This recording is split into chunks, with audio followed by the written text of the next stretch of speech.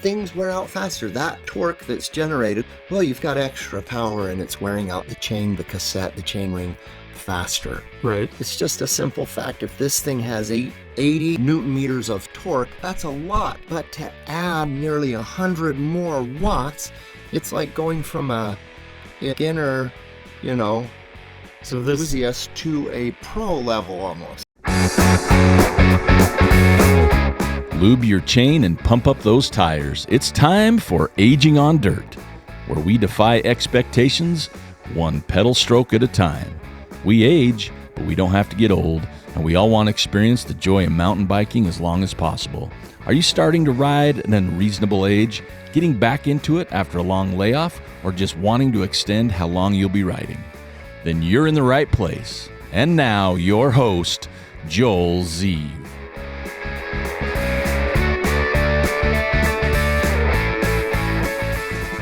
Today's guest is Matt Howard, the owner of the bike shop in South Ogden, Utah. And I suppose I'm a guest too, since we're going to be interviewing each other. Why? Well, that's a great question.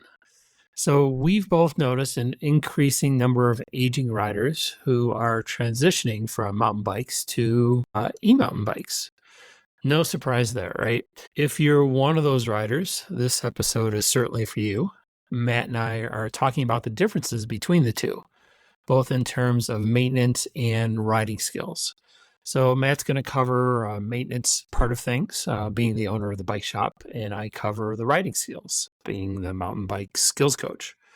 We hit on everything from pre-ride checks, which components to watch since they wear faster, and how to minimize that wear, how to care for your battery, dealing with extra power when too much power can certainly be a bad thing, plus many other riding techniques like climbing steeper terrain, handling tight switchbacks, and really quite a bit more. So listen in. And 3 quick points before we start. Matt was my guest on episode number 8, talking about the changes he's seen with mountain biking over the last 10 to 20 years. So those of you that have been out of the sport for a while and coming back into it will want to listen to that episode. So far, I think it's the most popular one that I've had. This discussion actually with Matt was so good that I turned it into a blog post, which contains a lot of additional information. So if you want to check that out, head on over to my website, www.jzmtb.com, and click on blog on the menu. And one last thing we did forget to mention on this recording, but if you buy any mountain bike, e-bike or not, at the bike shop, you're going to have your choice of either a free 30-minute lesson with me or half off a 2-hour lesson. So be sure to take advantage of that the next time you visit the bike shop.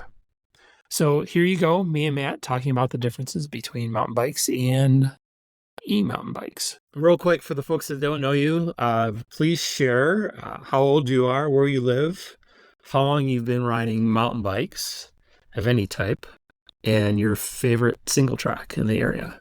My name's Matt Howard, almost 52. I live in Ogden City here, right by Buse Trailhead. So if anybody wants to toilet paper my house, hopefully with my youngest daughter graduating yesterday, our youngest kid, we won't have so much toilet papering going on. I have been mountain biking since it was all started back in the 80s. We had stump jumpers back then, and I'll tell you what, back then my favorite trail, and there wasn't as many trails, was Skyline up to Lewis Peak. Okay. That's been around since the inception, right, of mountain biking, since the start. But and now? The trails up at Snow Basin, I love Green Pond, and a lot of people are like, wow, that's your go-to? And I'm like, yeah, I think it's beautiful up there. It's gorgeous, yeah. So many beautiful views. Yep. All around, so. Cool. Okay. So let's talk e-bikes versus acoustic Amish non-e-bikes, to figure out what to call them. And maintenance-wise, so to me, I guess the first obvious difference, and we're going to compare the differences. So the things that are the same, there's none necessarily need to tackle. But I think to me, one of the most obvious is you've got a motor and a battery. So how do you care for them? What do we do with those? Let's start with the motor. Well, the motor is the root of some of the biggest differences Mm-hmm. because it's where the torque comes from, right? The power. And I would say the biggest thing that we see, and it's really, Joel, maybe an educational need, right?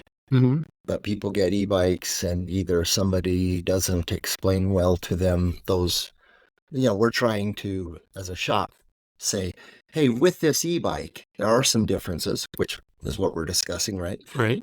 And these are the differences that you should be aware of and how to plan for it. But if that doesn't happen, one of the number one things we get is people coming in and saying, hey, everything is wearing out fast. Right. It's a really hot topic in e-bikes, right? Things wear out faster. That torque that's generated, that their first response to me, if I'm talking to them about, well, you've got extra power and it's wearing out the chain, the cassette, the chainring faster. Right. They look at me like, oh, you're trying to butter me up. You're trying to... You want to sell me these things faster? Yes. And I'm like, no, actually, I'm not. It's just a simple fact. If this thing has 80 newton meters of torque, that's a lot. So what would your 30-year-old male produce for torque who's not like a professional mountain biker, just to put it in perspective? Let's put it in watts, because I don't know. I've never looked at the humans, an average 30-year-old male's torque output, right? Okay. There's a watts, yeah. But let's say climbing hills on a mountain bike, it's not unreasonable to say 250 watts average. Okay. But to add nearly 100 more watts, it's like going from in cycling, it's like going from a beginner, enthusiast to a pro level almost. So this is in power. Okay. So on a e-bike with like Eco, Trail, and Boost, what mode gets you that extra 100 watts? Well, like Boost, and that's okay. So Boost or Turbo. Okay, but that is my next point to this. Okay, because you ride one and you have one, so you're already thinking of these things. But it is, as we talk to them, they're like, "Oh, hardly ever use the higher," and that's their defense, right? I'm just in eco all the time. Okay, I just have it to help me along. But they're not being truthful. When they get to big hills, which is where the most torque is applied, they kick it into the highest level of assist. Sure. And motor up it, and that is hard on your chain and cassette. Okay. And then the added thing. So what we deal with a ton, and we've pushed really hard to educate e-bike owners on this. We say, the old adage of don't shift under a load on e-bikes. When they're in the assist mode and pedaling hard and trying to make shifts happen, it is loading that chain on on the chain ring, and they're ripping chunks of the chain ring off, and then they're coming in and saying, hey, this thing won't stay on the chain ring up front. It just keeps derating. Right. And we're going to, when we talk about the skills part of the differences, that's the biggest thing that I cover with e-bike riders is how to shift so that you're nicer to your drivetrain so it does last longer. But as far as, besides so your point is that the motor is providing the extra torque, which is wearing everything else out. But as far as just the motor itself, is there anything that we need to do as riders or as users, or you on the maintenance side would do with that motor? Or is it just, it's on the bike and it's going to last forever? Kind of, but as a result of what I'm saying. So my roundabout way was respecting that and understanding that power. Okay. And then what comes with that? With great power comes great responsibility. That's right. You know who said that, right? Somebody famous. Spider-Man's Uncle Ben. Oh, yes, that's right. And probably somebody before. We were going to say like FDR or somebody on it. Yeah, I'm sure somebody in the real world, sure said it first, yeah. I'm sure it's a lot of people. But no, you're right. And so my idea of saying the motor first is recognizing that, and then what comes with that added maintenance, checking the chain wear. Okay. A customer, if they know, if a user of an e-bike, if they know to be looking at that, Mm-hmm. and they're detecting that their chain is worn out before the problems start happening, Exactly. then they're not coming in upset saying, hey, this $6,000 e-bike is not working well. Right. And we're like, well, your chain is beyond gone. Yeah, and those fixed chain checkers that are just the aluminum thing are like what, $10? 20, but yeah. Okay, yeah, you throw that on there after every ride or once a week or whatever, and Every so oh often. man, it'll save you so much money. And not going past the point, and that's the key. So with that power, checking those things, this might be part of what you were talking about in the skill side of it too, but getting into the habit of using more cogs in the back, more gears. Shifting more often. Yes. That's definitely on my list. Hey, so many just leave it in their happy gear Right. and use the motor to compensate. Mm-hmm. And that's like, okay, Well, you're happy, but the motor isn't. that's fine. You can do that. But you're going to wear that little teeny cog in the back out. So motor, electrical, the battery. I mean, the battery is actually the biggest area of problem. And the lack of maintenance that's happening, Joel, is from as basic as get your batteries out of the direct sunlight and heat as being stored. I'm not saying you can't go on a hot ride in the summer and go use it for a few hours because that's going to ruin your battery. No, but don't put it in your garage that's 120, 130 degrees as it's heating up from the sun. By the window where the sun's beating in on it. So even if it's in the frame, it's going to be affected if the bike is. It is affected if it's in extreme heat conditions. Okay. And extreme cold. Just it's a lithium cell, right? Battery. It's like your cell phone is a lithium cell battery. You go up and go do some turns at Snow Basin during the winter, and my gosh, it's only 10 degrees today. It's a little colder than I thought. You pull your phone out to whatever, and it drains it. It just drains your battery. It's the same. It's the same theory. So what's its happy temperature range? Room temperature. I mean, what's moderate? And I'm telling people, most e-bikes are so easy to remove the battery. So take it in. Now, if it's in the spring and the fall and the temps are moderate and conditions are great, you don't have to do that, right? But the bigger issue we see is the off season or winter. And even my wife, who I got after the other day here months ago during the middle of winter, I said, have you charged your e-bike battery? And of course she said to me, that's your job. Sure. Right? It is. You're the bike guy. Come on. Well, yeah, like, why did I marry you? To take care of my e-bike battery. But that is what you see, and we get lots of calls in the spring with, my battery won't charge. And so our find out questions are, well, when did you last use your? So bring it in the winter. If it's in one of these newer frames where the battery does not remove, just bring the whole bike inside? Yes. Or if you can't, leave it in the garage and that's fine. But hopefully you have a decently insulated garage. Okay. But the main thing is to go out and charge it.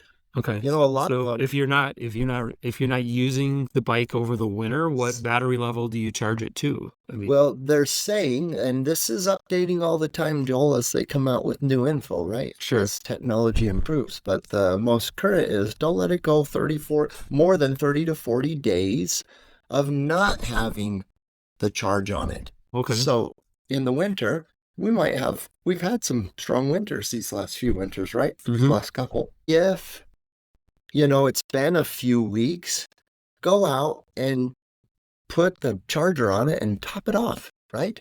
All the way up to 100? They're saying don't go below 40% charge. Okay. So keep it up, keep it charged. And that cycles the battery and is good for battery health. So it's okay to take it from 40 to 100, not use it, and just let it naturally drain back down? They're saying many times better than letting it sit. Okay. Many times better than letting it sit. And of course, the best thing to do would be to use it, Right. go down south and go for some rides.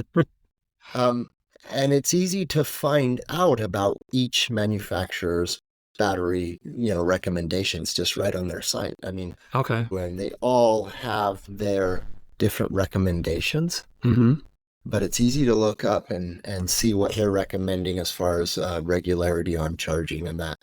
So, Matt, you talked about the drivetrain wearing out faster because of the motor. And so the components of the drivetrain would be the cassette, the chain ring. What other components on an e-bike unrelated to the drivetrain do you see wearing out faster, and why?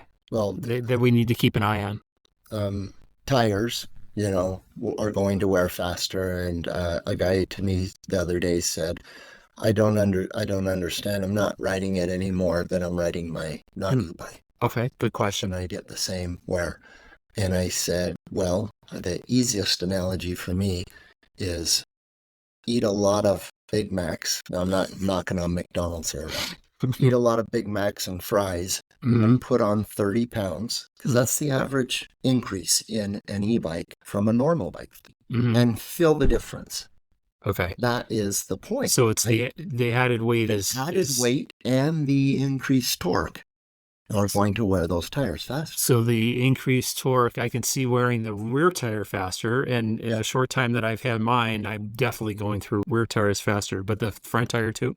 No, not necessarily the front tire, the rear tire on the increased torque, but the added weight puts added weight on the tires. Okay. So they're going to wear faster. they're going to wear faster for sure. Okay. Anything? I mean, it's like the old analogy.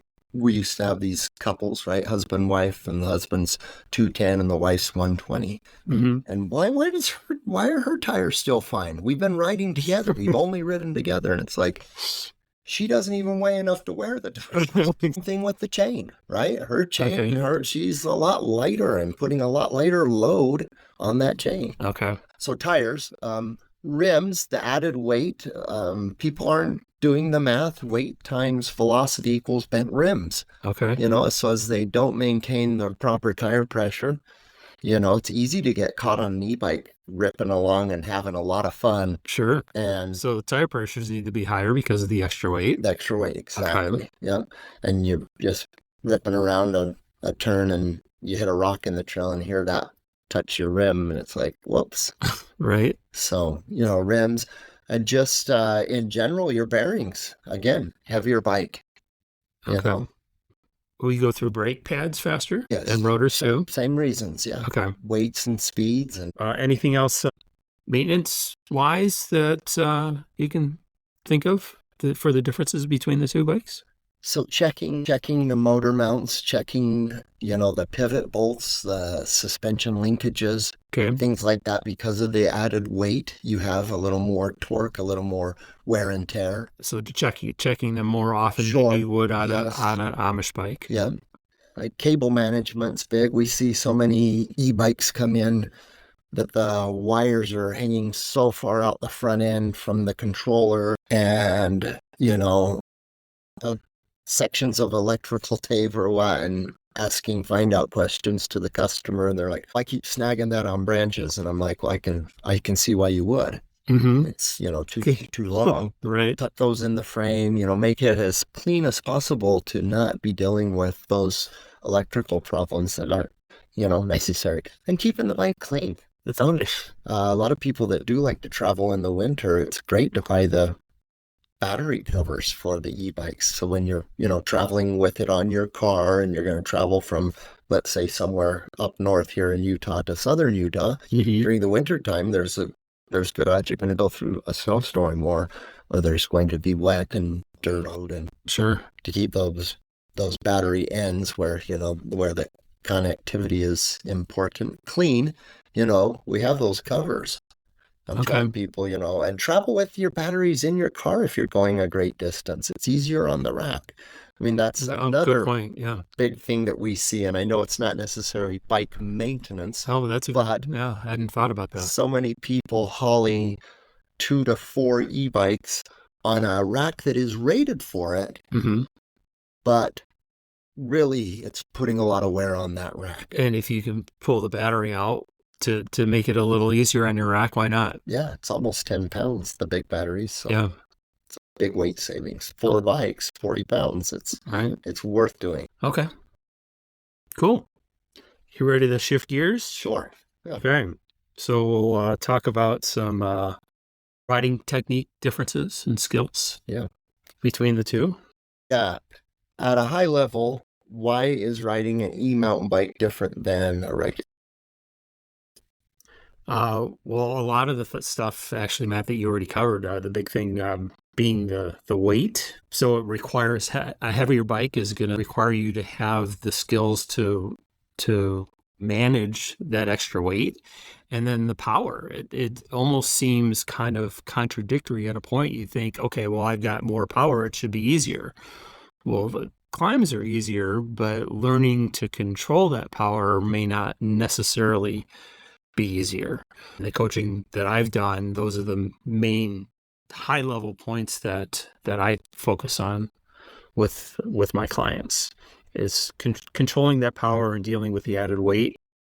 Managing the power modes, as we had talked, most of the e-bikes, I guess all the ones that I've seen, have at least 3 or sometimes 4 different modes, knowing when to use them in each different circumstance, because it's certainly very likely in many cases where having too much power can be a very bad thing, and you need to know when to dial it down. But yeah, that's kind of high level, so we'll dive more into this as we kind of go through our list here.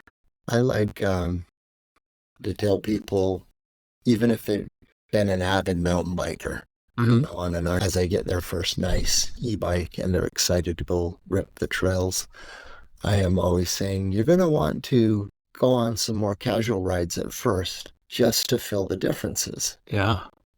I feel like we've talked a lot about the drivetrain and how it's going to wear faster, but in tips to making it wear longer as an e-biker, what have you found helps in how to ride the e-bike so things will last longer? Right. No, that's a huge thing. And we kind of touched upon this. You mentioned changing gears and cadence. I can tell you as a general blanket rule, I think just about everybody that I've ridden with, either coached with or just riding with in general on an e-bike, they could stand to shift more often and to get a cadence. So a cadence is how quickly your legs are moving, how fast you're pedaling. So a cadence of 60 is 60 times per minute. Just about everybody could improve their skills by changing gears more often and by getting a higher cadence. So they're pedaling faster. And that's going to make life easier on them and their own body. And it's going to make their motor, like we had covered, much, much happier. And can I say battery life?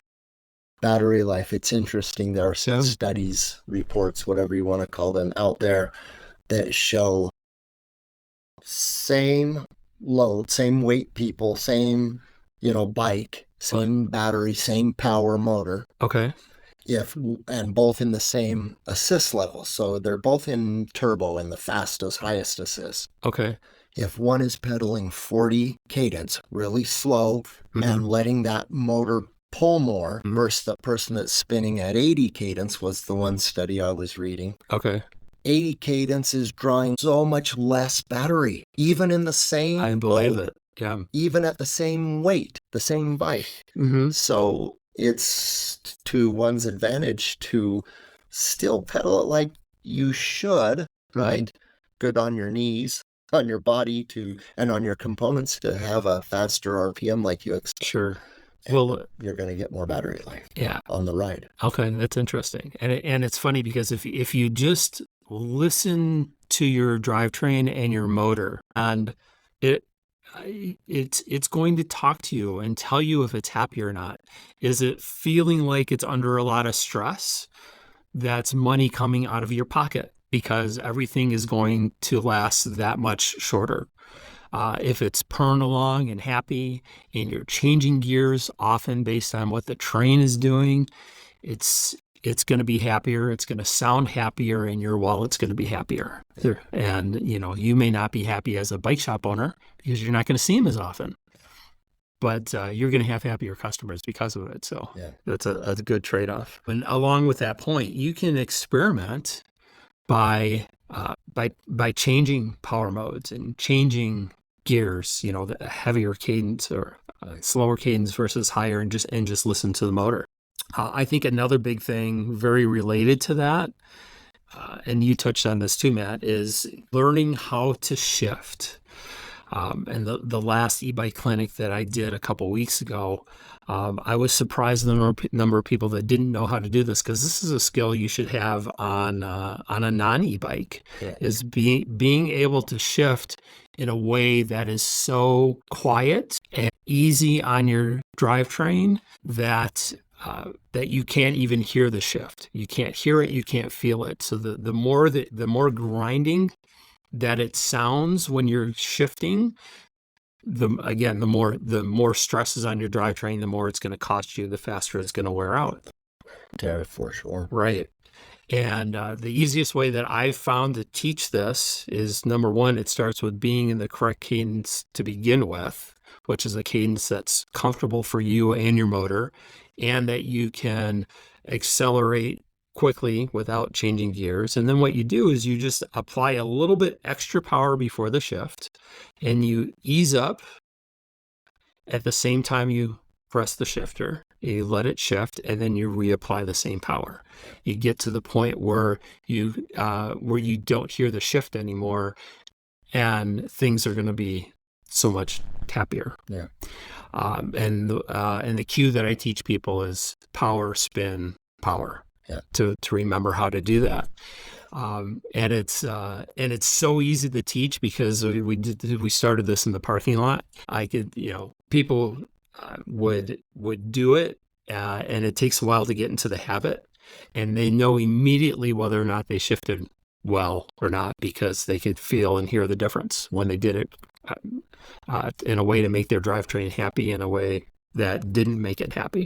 I really like that, Joel, and I want to give you a plug here, I guess. I was talking to my wife about this, how many times we have been on a ride coming up a hill, and she's on her e-bike and I'm on my non-e-bike, and I am saying, hey, you're going to want to shift now, right? Yeah, shifting early too, great point. And my wife is saying, I don't want you to tell me when I need to shift. And that is for one reason, Joel, because I'm her husband. It doesn't like me telling her what to do. Exactly. So the best damn thing somebody can do is get a lesson from you. Not from their husband? Not from their husband. Sign up for a lesson with Joel, you guys, and learn these tips, because and my wife's a good example of somebody who would eat that up. In the parking lot, learning that and going, oh, hey, this is what I needed. My stupid husband wouldn't show me this. Right. He owns a bike shop. So what, go figure. But it's what's the word I'm looking for? It's non-demeaning. It's, nobody wants their spouse telling them how to ride, but you can provide those hands-on tips to, hey, here are the differences between an e-bike and a non-e-bike, and you're going to want to practice these things to have a better result, right? Yeah. Have a better time on your bike. Yeah. Well, I appreciate the plug. Thank you. Yeah. So, Joel, what are some more e-bike riding techniques that you found? Well, you were talking earlier, I had a thought. My very first experience, this is probably 4 or 5 years ago, of seeing a e-bike on the trail, I didn't even know they existed, was a rider who I thought, she probably doesn't have the skills to do this. And sure enough, she was going down, where were we going down? Wheeler. And she was in front of me. I had stopped probably to take a picture like I always do. And then, a few minutes later, I come up and she is in one of those creek bed type things with her bike on top of her. And my thought was, okay, she doesn't have the skills to be riding. This is, I guess, the bottom line with me for e-bikes is, don't jump on an e-bike thinking that, okay, now I've got the power, I know how to ride. Because what the e-bike is going to do is anything, if you take the basic skills about riding an e-bike downhill, they require they require balance and traction. And you get the balance from being in the right position of the bike. You get traction from learning when and how and where to brake. Don't have those very basic skills, an e-bike is going to make your deficiency in those skills show even more. You're going to be more dangerous on an e-bike. So before we dive further into the differences and the skills required, just keep in mind that you've got to have those basic skills down first, or you're going to be miserable and you're going to get hurt, and you're going to be going faster on an e-bike most likely, so you're going to get hurt even more. Yes, I like that. It will just exaggerate the deficiencies, for sure. Since you asked about specific skills, let's talk about some of the climbing skills. Yeah, Because that's really why most of us get an e-bike, right? right. Is so we can climb faster, so we can Help on the uphill, or riding with your younger friends or children, a spouse. The equalizer is what everybody calls it. exactly. Like, it's my equalizer, so Yep. it's going to help you go uphill faster. Yep. With that comes some extra needs, right? For sure. One of the things when I first started was, when we're going downhill, we're scanning the trail between what I call now and next, closer and further. When you're going uphill, it's important on a non-e-bike, but when you get on an e-bike, your speed is increased while you're climbing. So you need to keep that span up between the now and the next. And the other thing with that is it's natural, I think, for all of us as we're going downhill to slow down when we're coming near blind corners, because we don't know what's on the other side. We want to be able to be at a speed where we could stop.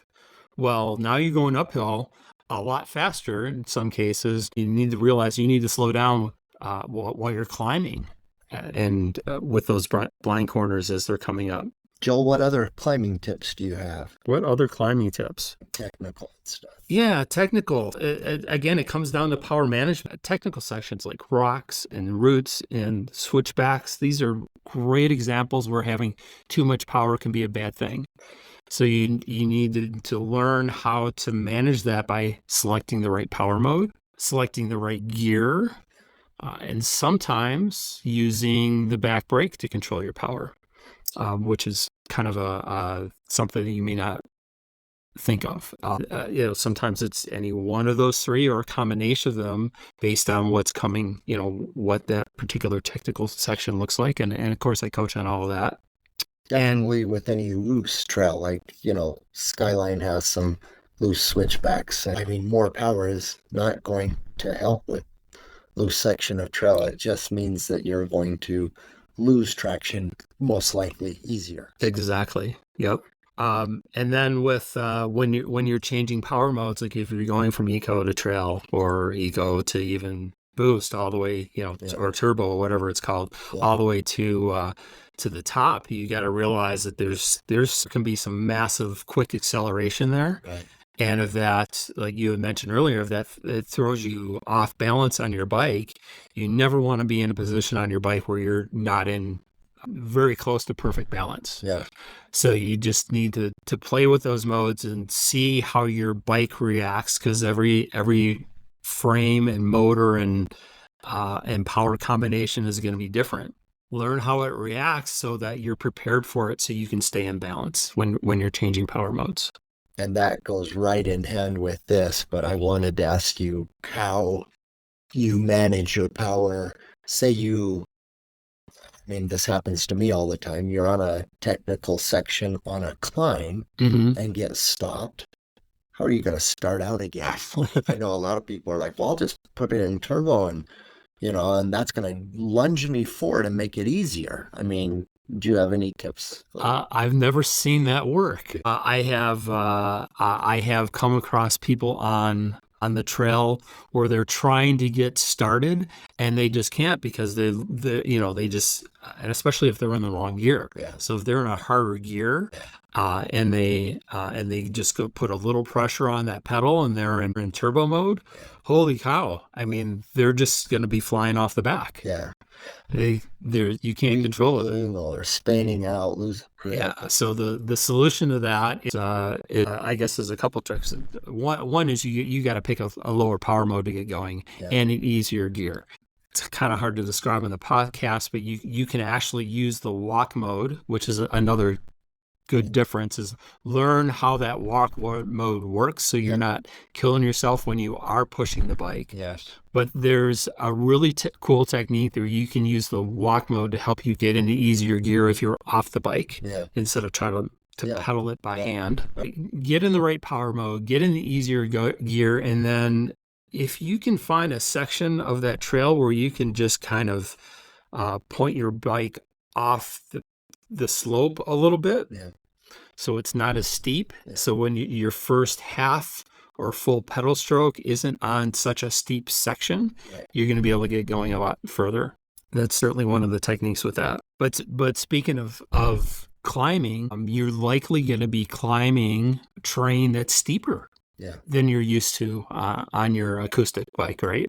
Right. You're going to tackle more difficult trails. Right. And that's fun. But like you're saying, as long as you have some of those skills and more than the skills will come, right? But the knowledge of how to apply how to work your e-bike.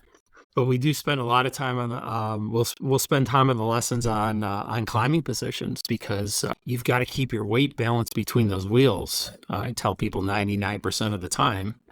We cover the 1% in various other lessons, but just when in normal riding situations where you're not purposely trying to get weight off the front of the back wheel, the weight needs to be balanced between the two. Well, how do you do that on a climb that's getting steeper and steeper? You need to keep the weight on your back tire, because you're producing that power with that motor. If you don't have the weight to hold that wheel down, you're going to spin out, and then you're off the climb. And if you don't have the weight on the front wheel, then you're going to lose directional control. Yeah, and really up, and it's like you're saying. It's all about the balance. Exactly. So we work on 5 basic climbing positions on the bike. I call it hinge more. You're basically moving your weight further and further forward as the terrain gets steeper and steeper. And after hinge more, you've got scooch. You're coming up right near the edge of the saddle. And then you got hover, where you're actually off the saddle a little bit. And then the steepest parts, you're going to be actually standing. And that's, at least for me, the kind of riding I do, standing is fairly rare on the e-bike. But it's a skill that you ought to learn if you start climbing things that are real steep. For sure. Actually get a lesson with you to learn those positions. So when you do go to an e-bike, it is more natural. You've learned the skills, and they do apply to e-bikes as well. Right. And from what we're saying, even more so, or I should say, even more importantly, because you've just increased your power without necessarily increasing your skill yet. Exactly. So there's that curve there that we've got to balance. That's so cool. Have you found with your e-bike that you're going on more adventures? And I guess that's what I would encourage everybody to do is, hey, you've got all this extra power now. So there's a few things you can do that. On the same rides, things are going to open up to you. There's going to be lines that you can climb now that you hadn't thought about climbing before, because you've got that extra power. So go and seek those out and go hit them. So that's going to, add to the fun factor without, necessarily going on doing anything different trail-wise. Look for new routes, like you said, Matt, that are either, a lot longer than you're used to, or have steeper sections. Go hit up your riding buddies. Maybe it's been years since you've been able to keep up with them, because, the younger ones, and go hit them up and start riding with them again. And then they'll be trying to keep up with you. Tackle the bigger rides. And just go explore. I mean, you invested a lot of money in this e-bike. go take advantage of it and take care of it. I mean, certainly the tips that you gave us are going to help people extend the lives of their bikes and their drivetrains so they can ride them longer. Right. No, I think it's so fun, the adventure factor. And it's funny because I run into so many people that say, I'm on my cheater bike today. I'm like, you're not cheating. You're being efficient. Yeah. Well, you're riding more. Joel, I have learned so much, and I honestly have to say I really have. I've learned so much from what you've said and the things that you're learning as you've been teaching people. That's sometimes the best way to learn oneself, right? Is to just show somebody how to do something. For sure. How can people get in touch with? That best way is all my contact for information is on my website. So it's just my initials, jzmtb.com. So Matt, you shared a lot of great information too, more than I expected, and certainly more than I put in the blog post that I told you about and the clinic that I did. And I made some notes for things to tweak for how I'm taking care of my bike. So thanks for sharing all that. How do people get a hold of you and your team if they've got additional questions for you? Well, they can call us, they can email. My email is matt@thebikeshop.com, as we spell it, SHOPP. But we're still very old-fashioned, and this is what I always say. I want people to come into the shop, even if you're not needing to buy something. That's not the only reason we're here. We're here for good information. We love talking to people about our latest ride. We want people to come in and fill of the energy and passion we have for it.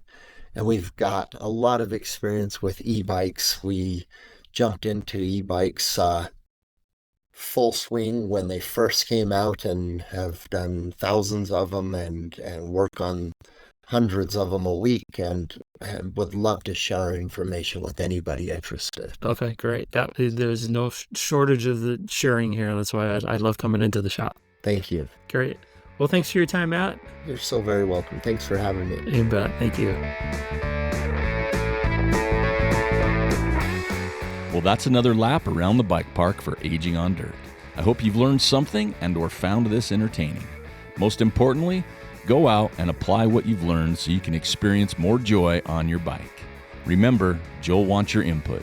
What topics and or guests do you want to hear?